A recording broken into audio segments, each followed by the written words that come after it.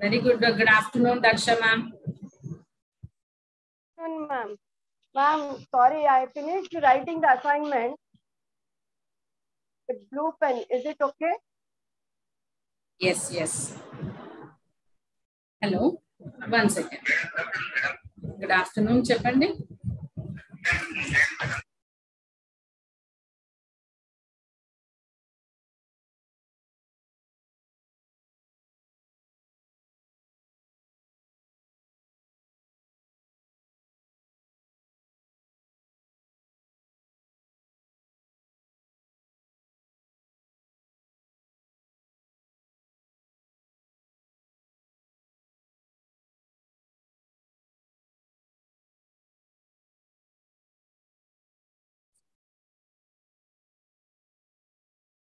We completed the first block, second block, and the third block. Yeah, you can mute your video as well. No need to, if you're not comfortable, you can switch off your video as well. Okay. So let us go for the unit 12, 13, and 14.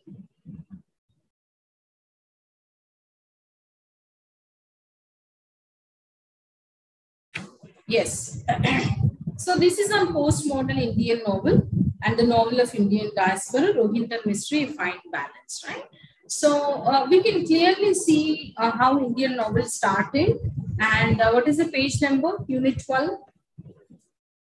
For you, what is the page number? 84, ma'am. 84, ma'am. Very good. For the old,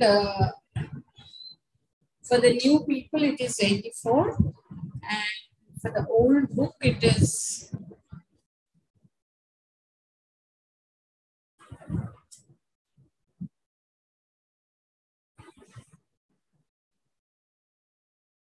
yeah, 89. Okay. 89, the postmodern Indian novel. Okay.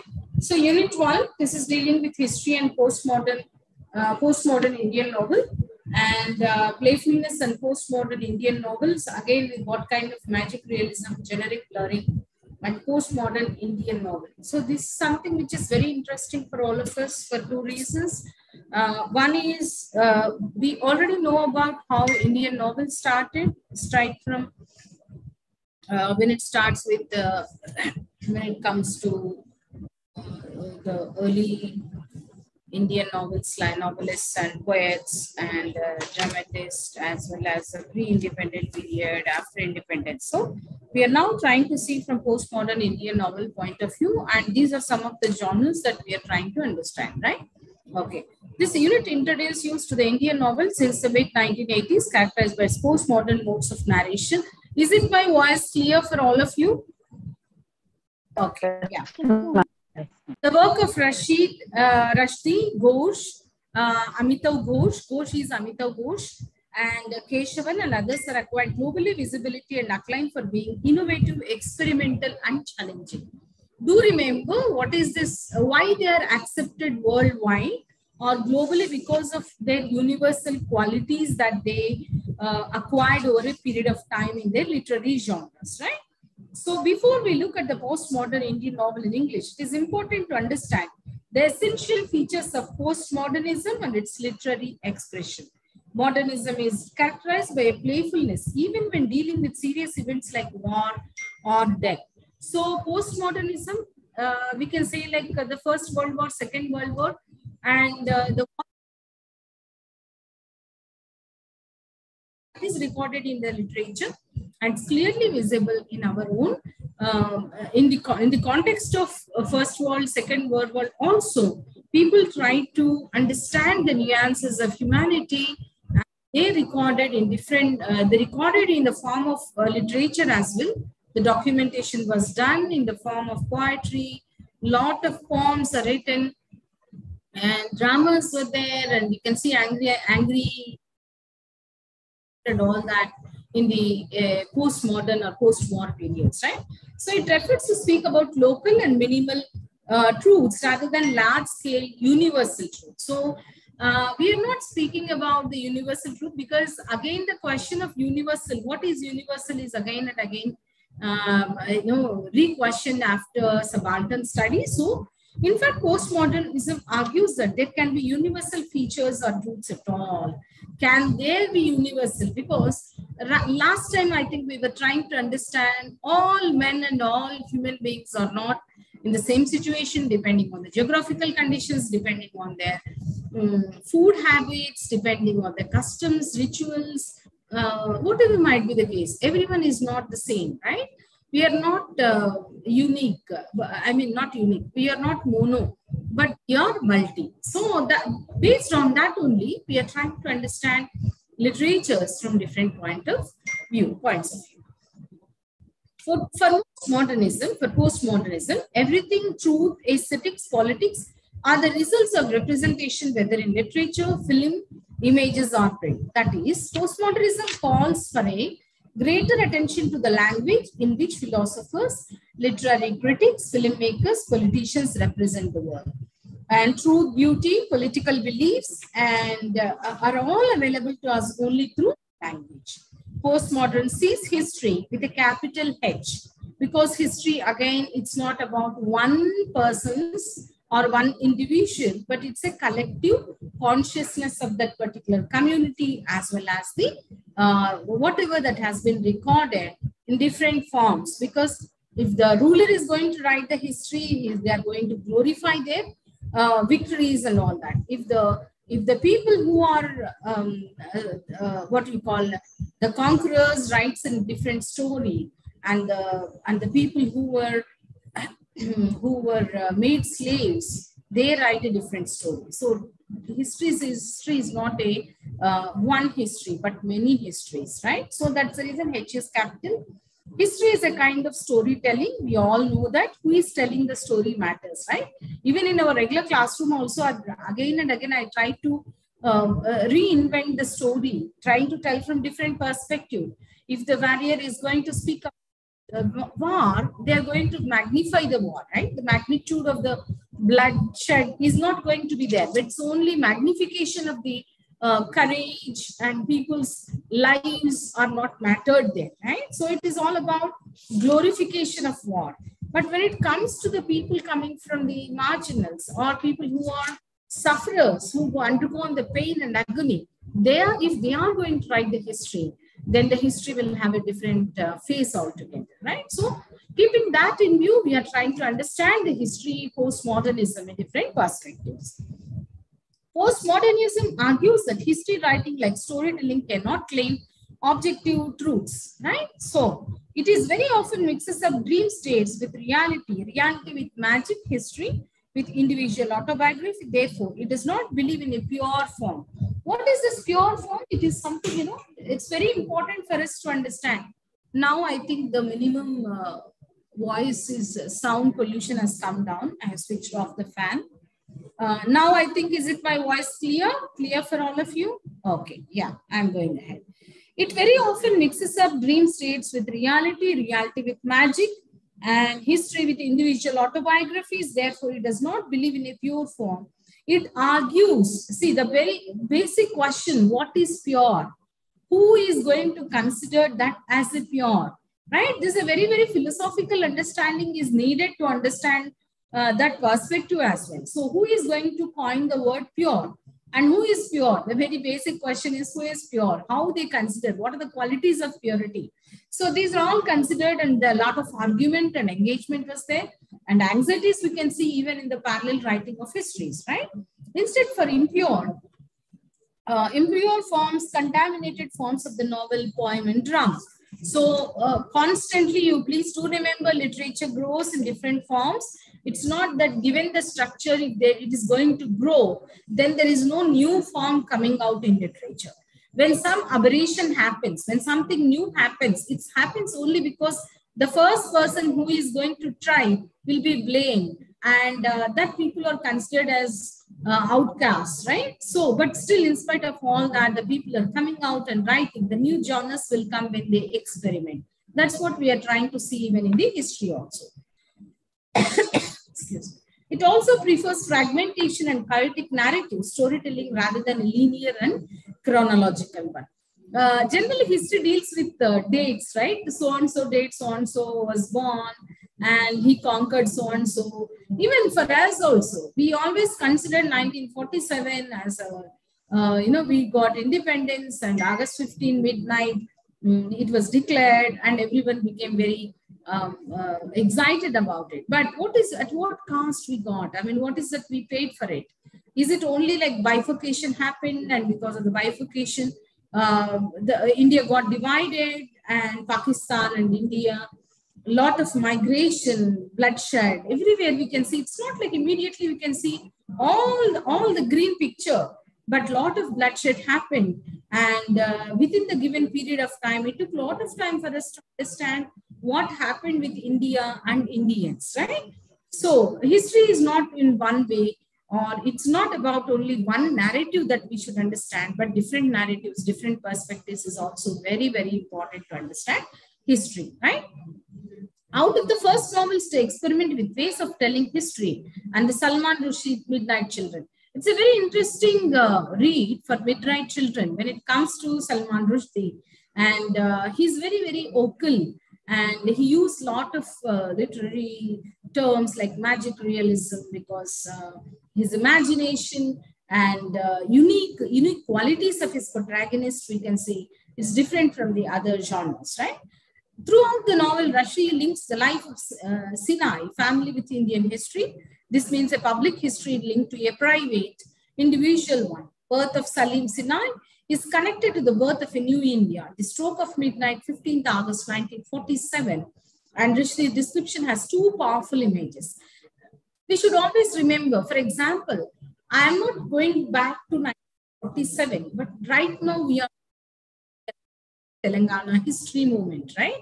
So I'm trying to say 2014, all of you in the class, you're all born, and you know how Telangana movement took a great turn, and what are the reasons to get the Telangana, and what is that we have achieved even after 8 years. So this kind of hiccups we can see even in 1947, the same thing. Like someone is born in 2014 on the same date when Telangana movement has, when Telangana got declared as a state, right? It became a state on its own. So, I mean, there is a bifurcation from combined Andhra Pradesh. So can you see that 8 years old child considered that boy or a girl as a Telangana child who was born in Telangana, right? Telangana state.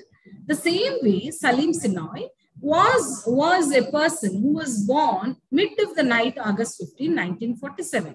What is the importance of 1947 for Indians, August 15? Independence Day. We got independence, right? So we got independence at the mid of the night. So that's the great Nehru's even speech is there at the stroke of the midnight, right? So you all remember, I trust you all remember that, right? So the image goes, very powerful image we can see in Salman Rushdie stating, Salim is mysteriously handcuffed to history. My destiny is indissolubly chained to those to my country. For the next 3 decades, there was no escape. See, it's always a parallel life, personal life and the society, right? So the boy who was born mid of the night, his history is all about the parallel history of the country as well. Like so many people are born at that mid of the night, right? So we can see the two images suggested two things: an arrest, captivity, and condition of non-escape, but also a family lineage, a relationship, and an ancestry. Several such incidents are sprinkled throughout the book. See, you can see it's not like only one place or one pocket of information was given, but it was sprinkled. That means sprinkle means it is there here and there. You can't see, if you sprinkle the water, sprinkle something, it is not like it is destined to fall, but it's falling in every place, right? It is like sprinkling. Everywhere it is there, but at the same time, you can't say it's pinpointed like only this point of time Rushdie was trying to see from one perspective, right?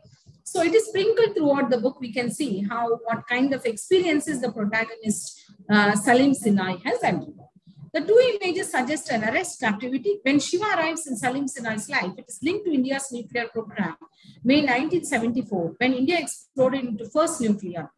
So we tested nuclear bomb very successfully in 1974. to prove to the other countries like we are strong enough to defend our country, right? So in a positive way, if you see, yes, strengthening the country, but if you see with a humanistic point of view, is it required to disaster to spend so much of amount? So the question was there from twos and pro and cons. Everyone was discussing that. The same thing was there even in the novel. We can see with the protagonist Salim speaking about the 1974 nuclear war, right? When India exploded its first nuclear war, the washing test incident is aligned with 1956 linguistic recognition of states. Adam is born in 25 June 1975, the day Indira Gandhi's government declared national emergency. You can see June 25th is the national emergency, and it's a very, very kind of very anxious and anxiety was there on those years. 1975, June 25th, and the day Indira Gandhi government declared national emergency. In another famous incident, Rushdie reflects history through a personal incident. So what kind of incident? As Brigadier Dyer issues a command, the sneeze hits my grandfather full in the face. Yahoo! He sneezes and falls forward, thereby saving his life. Red stuff stains his shirt. These are screams now and stops all the strange chattering continues. Who is this brigadier? Do you remember Jallianwala Bagh massacre? So this is something related to that. See, it's not, it's a fiction, at the same time history is related. We all know how difficult to understand Jallianwala Bagh, because it's an innocent people who died by falling there without, for the cruelty of one officer who was in British Empire, right? British police officer, and we hated them for killing the innocent people. So there are screams now and then, and they have stumbled and fallen on the top of my grandfather. So the history is parallelly running with the protagonist, and we can see very clearly how it is important for us to understand the concept of magic realism in Salman Rushdie. Okay. Notice here the brilliant way in which one of the most serious tragic events of the freedom struggle history is given to us. The blood of protesters in irreverently described as red stuff. Numerous people died, but they are simply a stain on a seashell. The massacre itself is surrounded by a sneeze, and thus Rushdie converts the serious into a comic situation. See, certain times we fall back, and what exactly the history? It is a mockery. Any point of time, have you thought of Charlie Chaplin? Right, we all smile when we know about Charlie Chaplin, right? But there is a strong encounter of Hitler in his movies, strong encounter against the war. Do you know that Charlie Chaplin was a very serious person in his personal life, but his movies are showing some kind of comic, but just remember, it gives a comedy sense to us, but this issue is not comedy. Next time when you go to when you watch Charlie Chaplin movies, every day in Star movies, we get that, right? Somewhere for 20 minutes, 15 minutes of small movies, 20, 25 minutes movies, right? And Charlie Chaplin is not going to speak, only his acts, like his walk, maybe his lot of activities that he is doing, we get a lot of, we laugh at it. But the issue is very serious.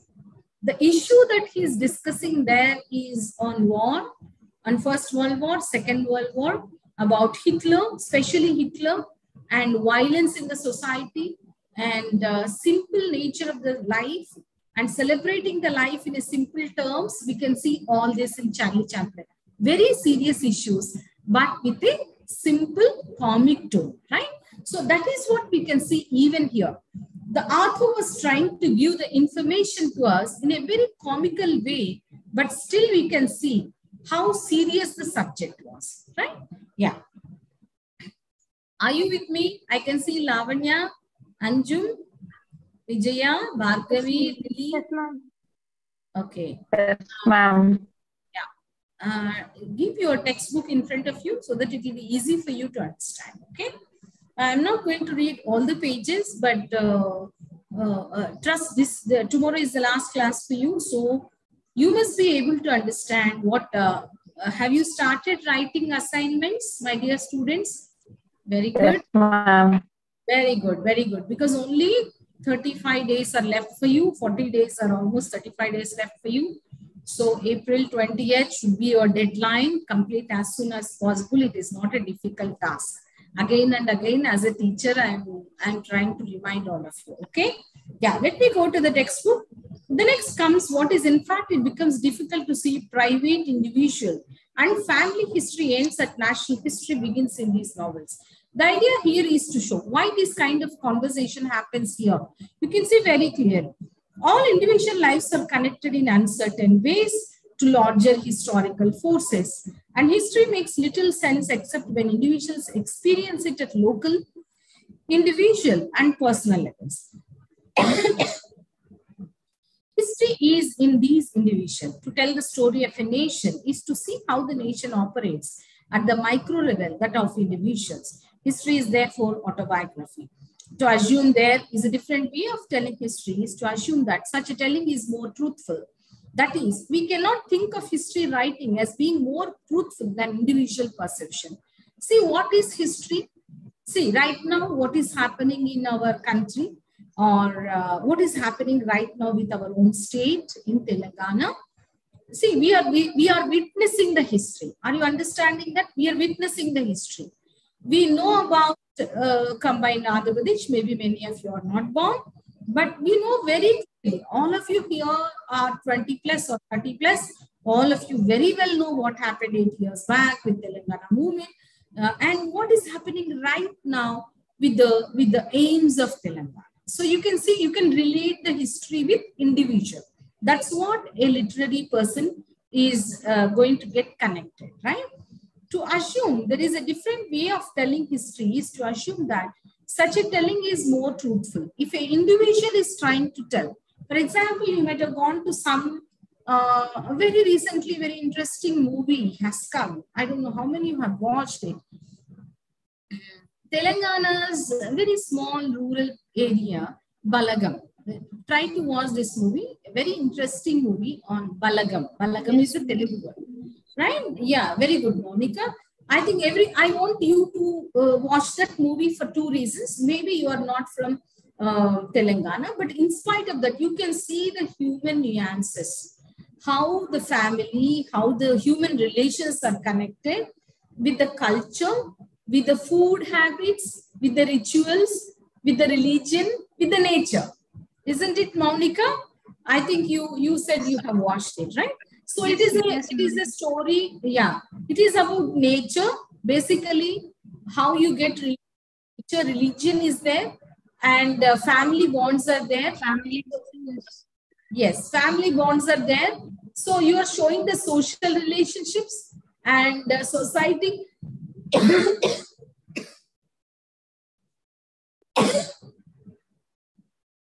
Society and you can see a lot of intertwined information is there in that movie. See, the same way, so it's not about only a story about an elderly person passes away and people are grieving, we're showing their grief over a particular period of time. No, it's also showing the social status, religion, geography, history, and rituals. So everything is intertwined. Same way, even in the text, you can see how these texts which are written after the independence, remembering the independence, or aftermath, or after the war, after the independence, what kind of situation was there in India, and how the individual started growing in an independent India. This is all reflected in the novels of these writers, right?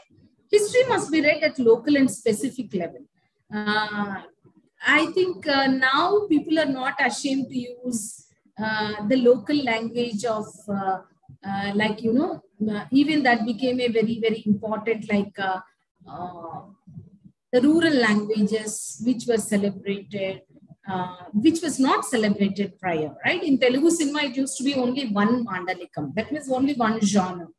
Now you can see, I think in one of the movies, I'm taking these movies so that you can get connected. Like, you know, the Rayalaseema, that which is a very rural area. One part of Rayalaseema, what is a very famous movie nowadays, blockbuster of Allu Arjun, Pushpa, right? That is one slang is there, the Chittoor slang. That means the language that is used in Chittoor and very border of Tamil Nadu and near to Tirupati. So the slang and the language, the genre that is, they're no more feeling insulting about it. Or you can go for Turpu Godavari and Paschima Godavari, right? West Godavari and East Godavari. The language slang is different, right? That is also celebrated in movies. And for that matter, you can see a lot of mainstream movies. We can see the mainstream. The protagonists are using that.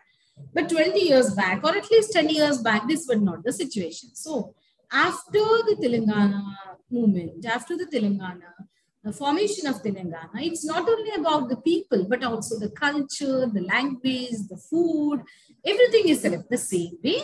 Local and specific is also celebrated in literature. See, for example, are you with me? Yes, okay, are you getting my voice clearly? Yes, ma'am. Yes, ma'am. yes, ma'am. Okay. Lily, are you there? Sanjay? Vijay? Yes, Vijaya? Vijaya? Yes, ma'am. Yes, ma'am. Yes, ma'am.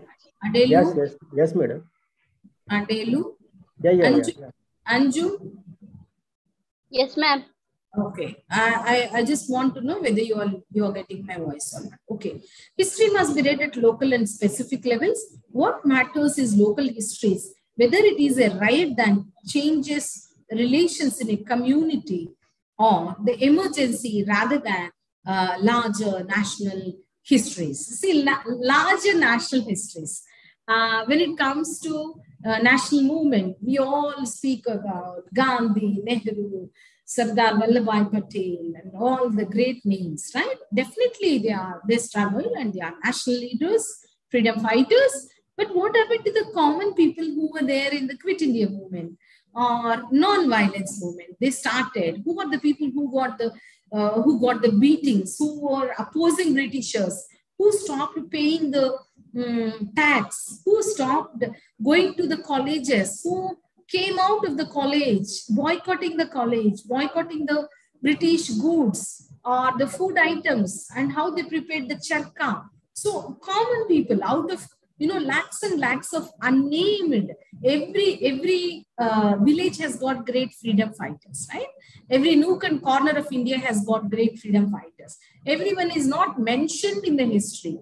So the local histories are also important to be heard and important to be remembered for the sacrifices that they have made, that we are very independently sitting here, like women like us or men like coming from different marginal communities are having the fruits of education in the community. This is all because exactly 75 years back, 100 years back, people came out of their comfort zones. They came out and they gave the voice out their concerns without any bias. The politicians now, we can't even imagine that kind of politicians were there on those days.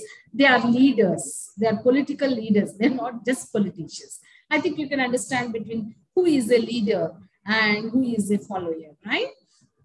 So a great personality is important for any political party because for two reasons. One is welfare of the society in the present situation and being a visionary. Visionary means seeing beyond, maybe after 5 years, what will happen? After 10 years, what should I do for the community? Community in the sense for the society. So that kind of leaders also we can see. And the literature is documenting in different genres. It can be poems, poetry, or it can be the form of drama or one-act plays, anything, everything is recorded. Yeah. Playfulness and modern Indian novel.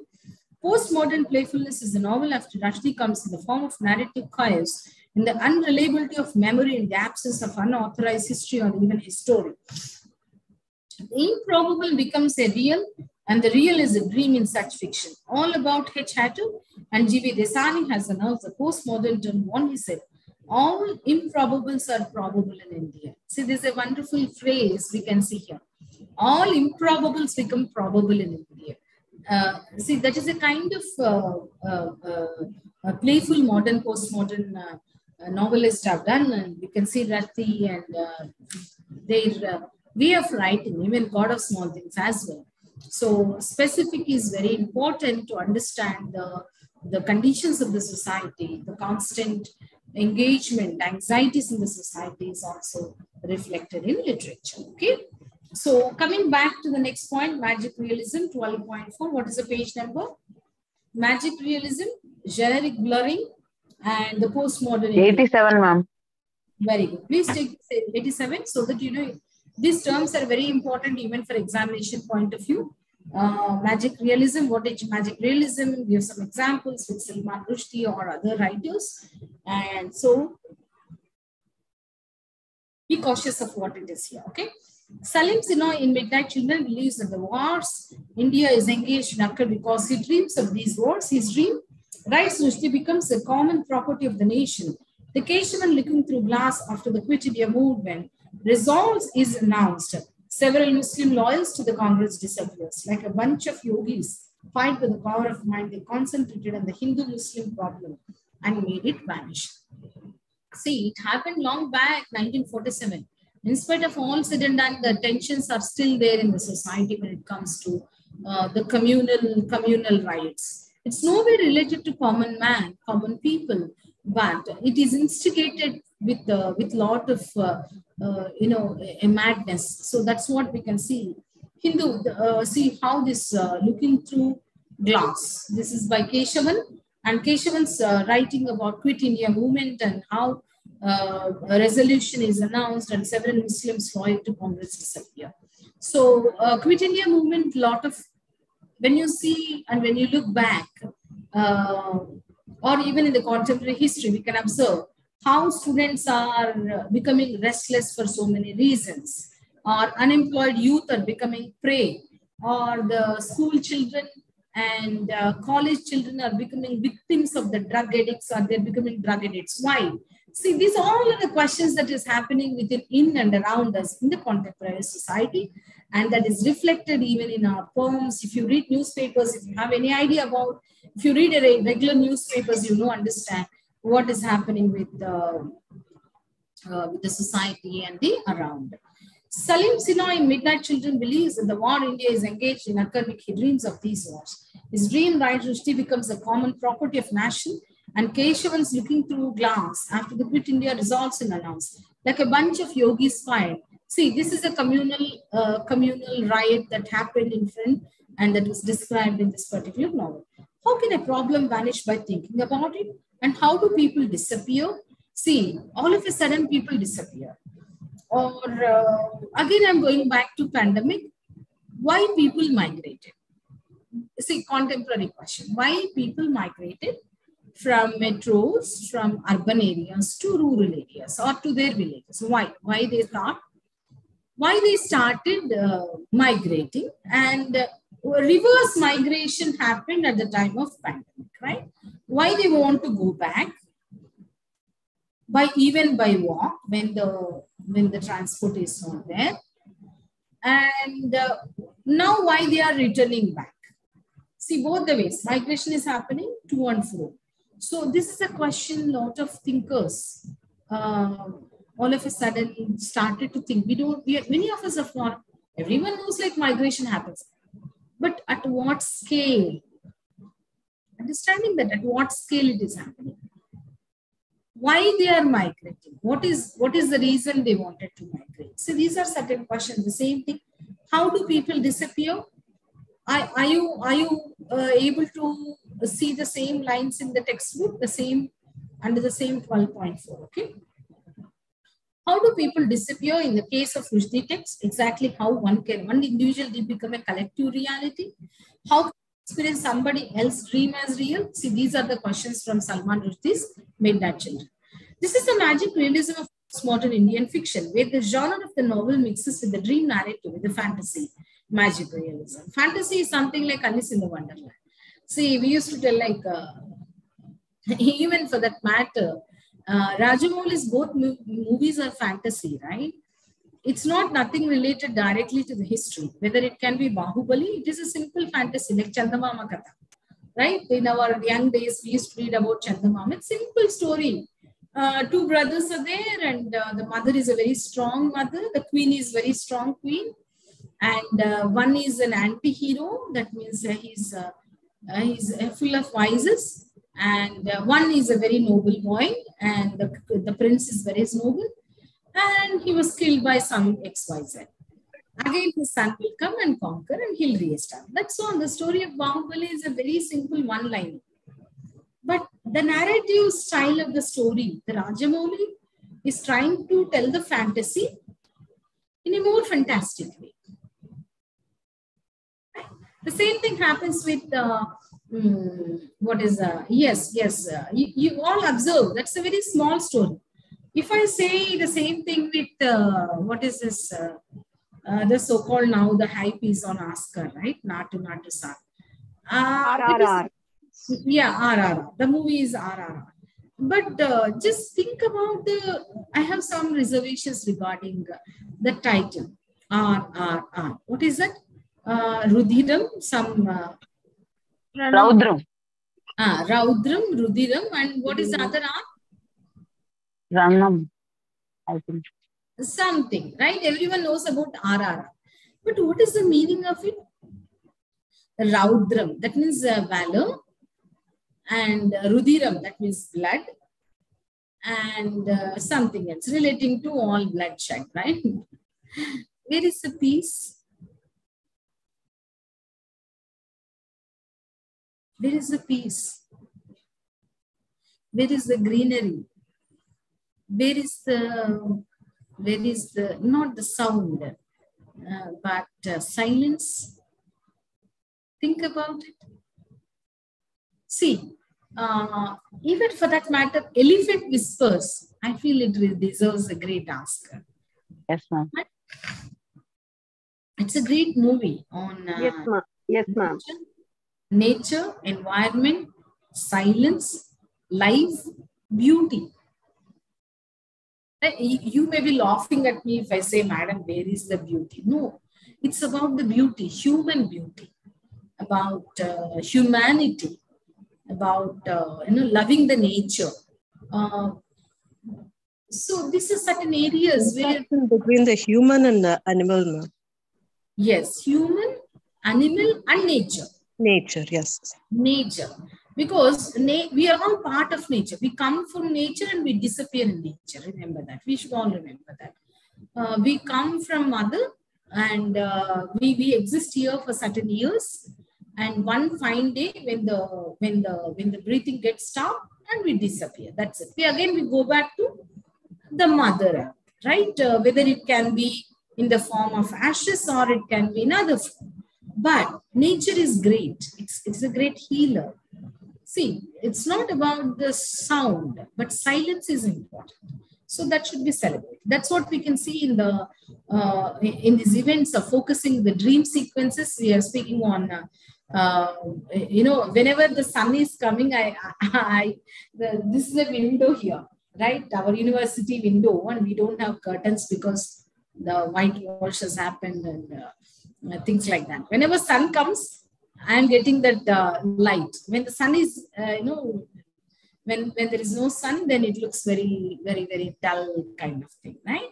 So sun is very important for us. The same way, the ecstasy, and we can see the focus, reality with the dream scenes, ghost, human, demons are all on the same plane in the narrative. You can see that in magic realism, especially when you say imagine that, or time sequences also. Past, present, and future are mixed up. All of a sudden, you remember something. I'm trying to tell you something on Bahubali, then you remembered something on Elephant, right? So it's a constantly stream of consciousness technique is there in this, even in our narrative style also, okay? So time sequences, past, present, future are mixed up. Flashbacks merges with the present, but are often shown as anticipating the future. Real events in the history becomes a subject of individual dreams. and individual dreams, and so that historical memory cannot be relied on.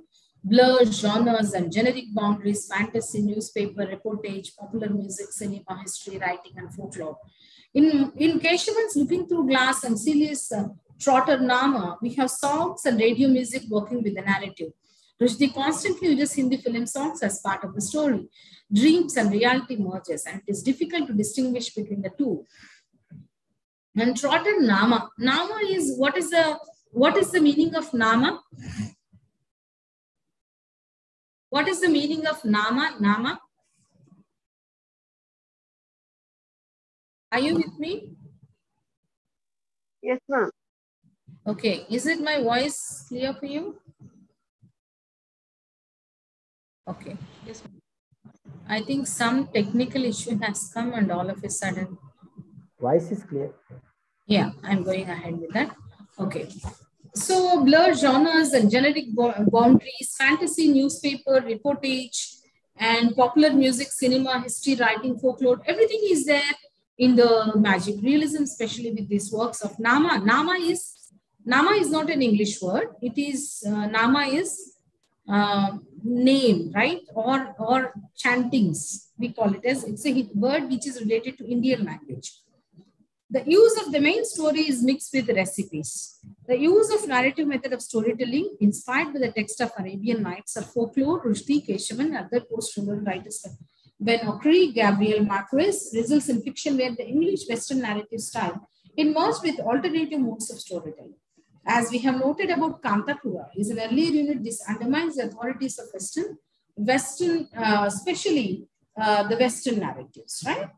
The narrator is unreliable in such fiction because rather than tell the story in a straightforward manner, she gives us the story mixed up with very personal observations and perceptions. For the narrator, his dreams are real, but when the story is mixed up with these dreams, then we cannot rely on the story anymore. See, she or he informs us, the reader, the story is unreliable. Is it my voice clear to you? Okay. Yeah, I think some fluctuations, so I don't know whether I'm able to see. So whenever there is any difficulty, immediately let me know, okay?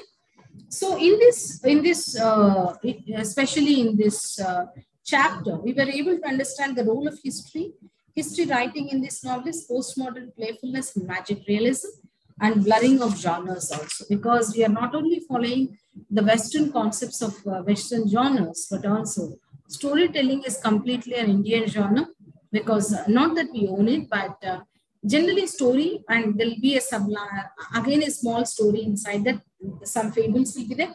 What is the difference between fable and a story? Anyone do remember? I said many times, fable has got animals. Animals will be speaking inside the fables, right? Animals are also going to have an dialogue in that, okay? So let us go for the next unit, unit 13, the novel of Indian diaspora. And what is diaspora? Diaspora means, what is the page number? Any one of you? It is 97 in my page. Ma'am, 92. 92. Very good. Take page number 92.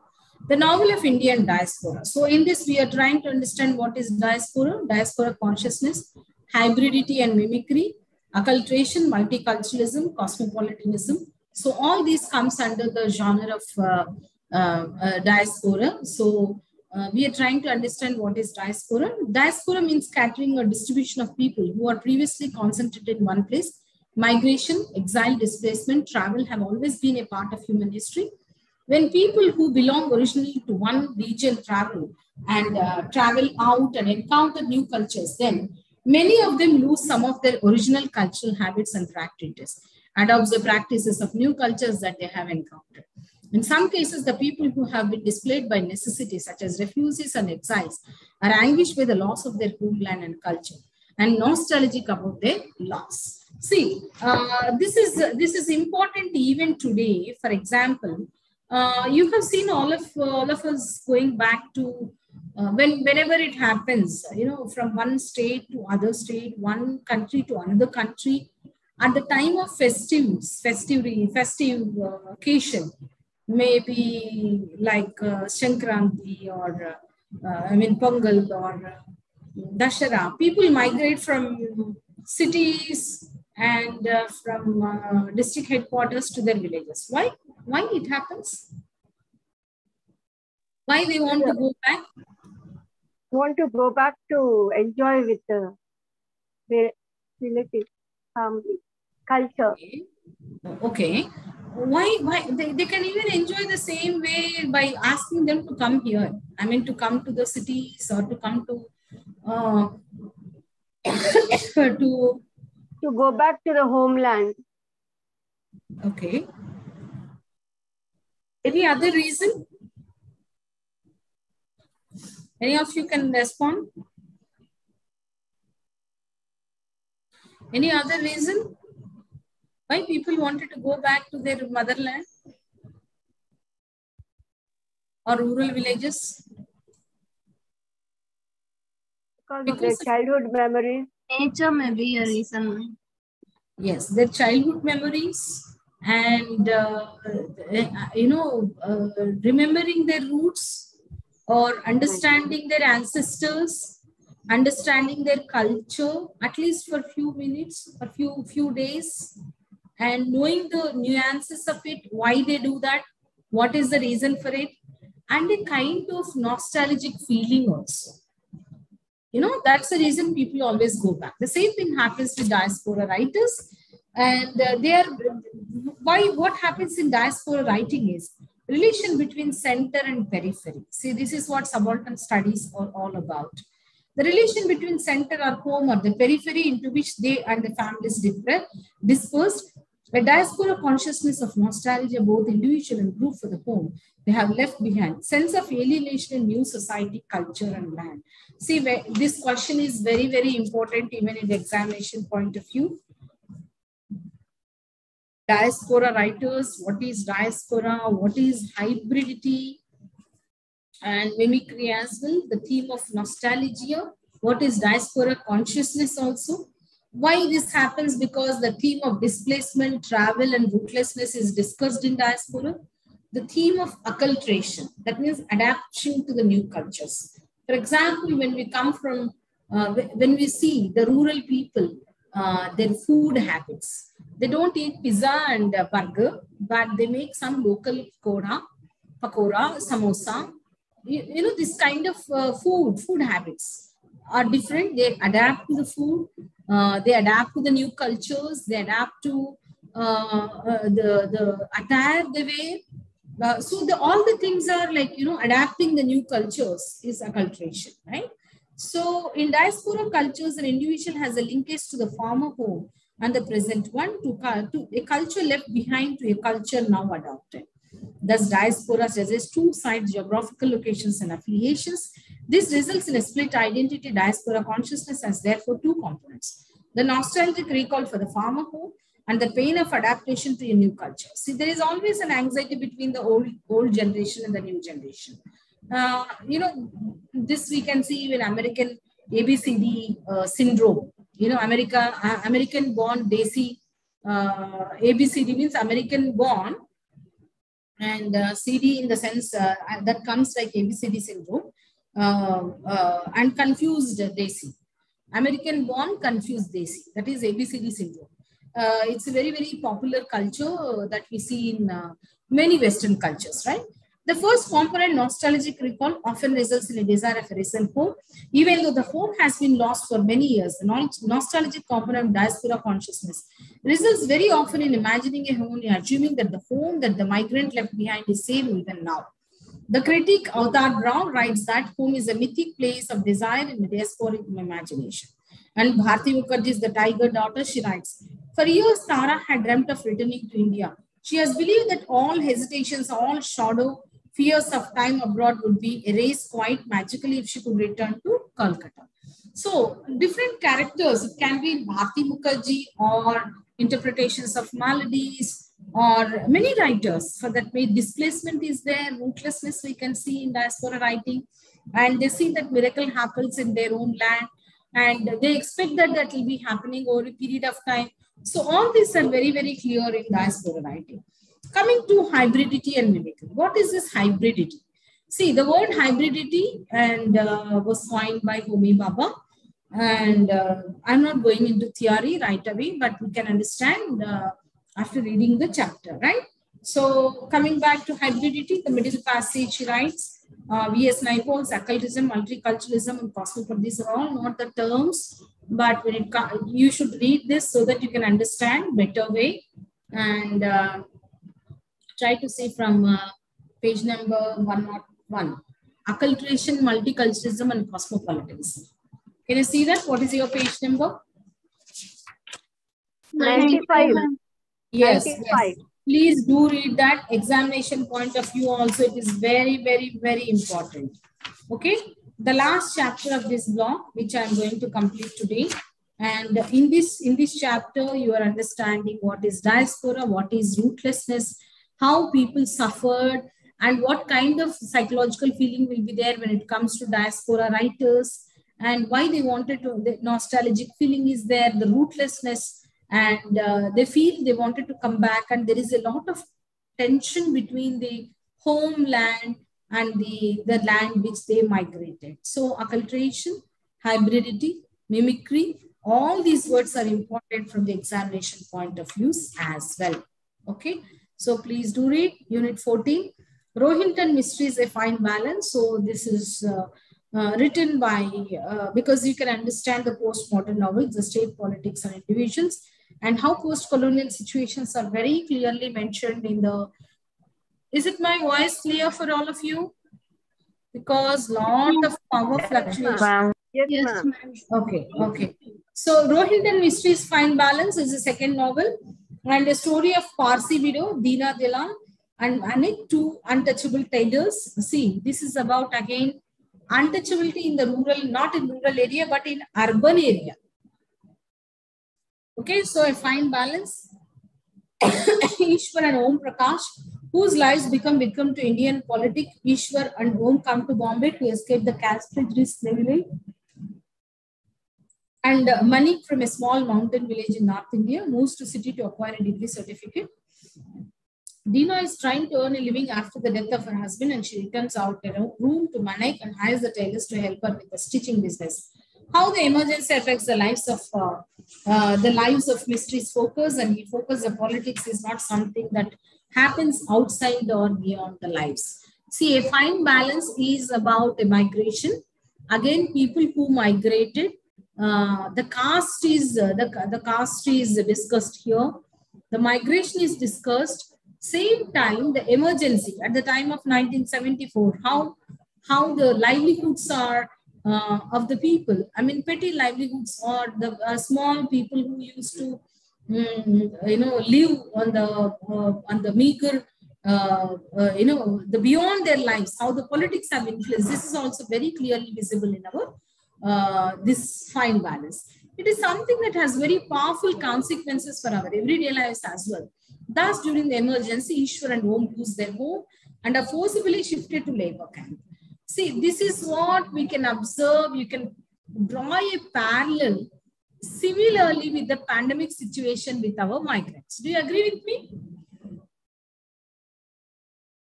They were at different places, Yes, different construction fields, but all of a sudden the contractors, left them alone. Left them on the roads, and they were not bothered about it because again it's a corona situation.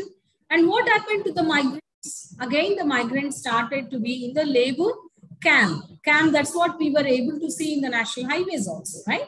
So the national camps, Deena loses her home and the forced to live in a camp on Brothers Charity. During the forced sterilization camp, Om is castrated. Legs have to be amputated due to infection. 8 years later, Manik returns to the Gulf where he had gone for a job, to anti-sick program. And he also discovers all his old friends, Deena, the tailor, become destitute and helpless. The sheer enormity of tragedy depresses, and he commits suicide, the inability to do anything. See, it's not only about amputation and sterilization also. See, this is something atrocious happened in the many parts of India, which is very comfortably covered by the politicians, irrespective. They thought that sterilization is again the fertility which was discussed and which was very silent and very history. So we can see the fine balance discusses even that's very sensitive issues also in this work of fine balance, right? The state, the politics and individual. This is important from examination point of view as well as literary point of view also. Page number 106. What is your page number? 14.2. 101. Very good. 101. Yeah, a fine balance above everything else is a criticism of corruption and degeneration of Indian state and its government. Set in the dark period of emergency 1977 to 75 to 77, the novel shows how individual lives are altered for the worse by the state that is meant to protect them. The following aspects of Indian state and politics come in for the attention in the novel. The inability to eradicate the evils of caste system in the rural India, the continued exploitation of poor by the rich, the absence of safety and welfare measures for widows and helpless widows, the class and social inequalities every 30 years after, even 30 years after independence. So you can see the fine balance is portraying not only the gray areas of the politics, but also the individual, the sufferings of the human, common people, and how they were able to understand how their lives are shattered and how the politics and the state played a great role in the disaster of the common people, lives and the livelihoods is portrayed very well. Okay, so the oppression, injustice and exploitation mysteries novel is done. See, you can parallelly draw a line with the literature, with the contemporary history also. 8 years of Telangana, 8 years of independent Telangana, the pandemic situations, the pandemic, migrants, the corona situations, the food problem, the distribution of food, the transport, or you can parallelly know even after the 30 years of independence, what has happened to the migrants. So that was same discussed in the fine balance. The state, the caste system, the upper caste. So all issues are discussed in detail in fine balance. Okay. Disposition of non-belonging and post-colonial conditions. See, these are certain areas that we should do. Very recently, one of the short stories written by one of very good Sahitya Academy winner says, untouchability is there even in the gated communities. See, gated communities, it's not, we are not speaking about rural areas. See, it's a very, very interesting read and to understand the society in different layers, right? So disposition, non-belonging, the post-colonial conditions, and social realism and humanism. 14.4, C 14.4. The narrative style of a fine balance is that of social realism, and Kamala Markandeya, 1950s and 60s, and Bhavani Bhattacharya. We can see social realism is a mode by which social problems are described in great detail, show the inner working of any society to be close to the real lives of people as possible. Depict the suffering and anguish. I think Adelu, can you please mute your, thank you. Depict the suffering and anguish of real people rather than dealing with dreams, fantasies, and other such escapist literary models. And social realism is linked to the philosophical and political principle of humanism. Humanism is a philosophy that believes that the human, any human, is of the great importance. In fact, treat the law, technology, history, government as structures that must contribute to the general good of every human being. And it looks to the needy and interest of humans, the rates that has a higher cost than law and order of governments. Humans have value intrinsically, and this value is not based on their class, caste, and gender identities. A fine balance, the social realistic mode used by the mystery, shows how the human is marginalized in society. Suffering is based on their identities. So is their pleasure and security. In the novel, we see the law becomes more important as seen in rational card incident quoted in the previous sections. See, now I'm remembering of Aadhaar card for us. See, it was ration card for those days. Now, Aadhaar card. See, wherever you go, you have to show your Aadhaar card. Whether you are so-and-so, everything is depending on your Aadhaar card. And it's not your signature. Fantastically, it's about your thumb impression. Isn't it so? Just think about it. How literature, rewrites, history rewrites. Think about it. History is not only in books and papers, it's in our lives, right? So you can clearly see how it is visible, very, very, in the fine balance, the shattered lives, the state, the religion, then the caste, then the politics plays havoc in the life of few individuals, which is reflecting the society and the individual. So in the block 5, block 3, we were able to understand certain works of different writers. It was different from 1950s to 80s, and after 80s, we can see different writers coming out and speaking the naked truths of the society, right? Anything that you want to talk to me? The last, almost we are 4 o'clock. So anything you want to ask me? We completed all the 3 units, 3 blocks, and the last block tomorrow I'll be covering. Encourage your friends to come and participate. Tomorrow is the last class. Write your assignments, submit. Don't wait for the deadline. Before, just think that April 20th is the last date, okay? Lavanya, are you there? Have you started writing? Yes, ma'am. Very good. Anjum, have you started writing? Yes, ma'am. Very good. Adelu, are you writing? Have you started writing? Started, madam. Monica, how many papers you have written? Monica? Ma'am, I didn't start yet, ma'am. Very bad, Monica. You are very regular. If you are not started, if you haven't started, please do from today. You are running out of time, okay? Yes, ma'am. I'll start. Start today. Don't keep a good muhurtam. Okay, every day, every minute is a good for you. Don't waste the time. Start right. Okay, Vijaya, are you there? Vijaya? Yes, ma'am. Yes, ma'am. Okay. Have you started writing? Yes, ma'am. Started, ma'am. Very good. Very good. Vijaya, last time you wrote very well. Lily, you wrote very well. And Thank you, I know Lavanya also wrote very well. Bhargavi, are you there? Yes, ma'am.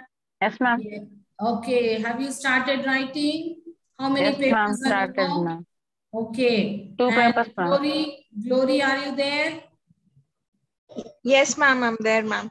Okay, good. Start writing, and people who have not written, post in your groups also. Encourage your friends because it is our duty. Maybe some people will be tired of their exams, tired of their work, tired of their regular course. Encourage them, tell them like the time is not there, and ask them to start and finish as soon as possible. Okay? Lily, how are you? I'm good, ma'am.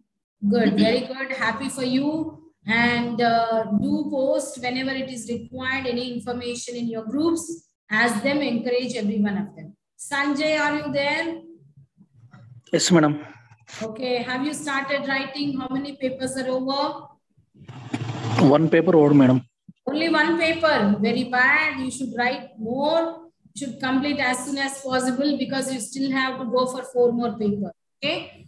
Write clearly, write concisely, write every day. You should at least 1 hour writing practice. Last 30 days left for your examination. Okay? Let me see you tomorrow evening, and please do attend the class. Okay? Take care. Happy reading, happy writing.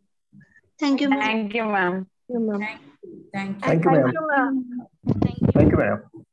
Thank you, ma'am.